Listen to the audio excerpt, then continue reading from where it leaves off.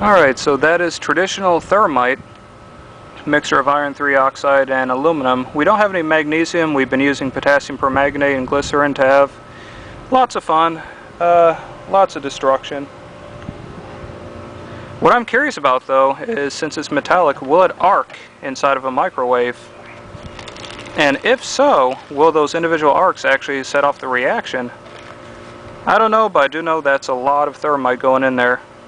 So if it goes, we'll remove power from the microwave and just let it burn its way through.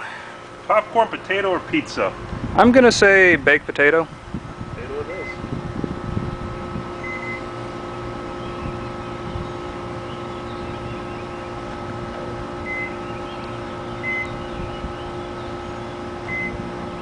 Is it going? Is it arcing? Can't tell. It's so bright out here. Alright, we'll just keep an eye on it.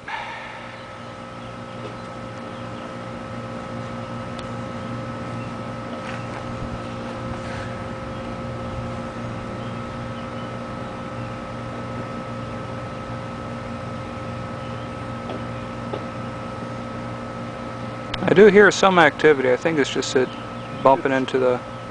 It's walking around.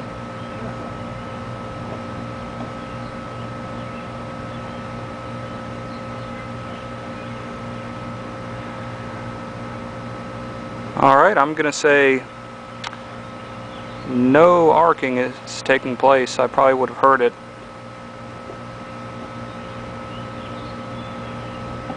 Well, next part is throwing them a ball of foil in there.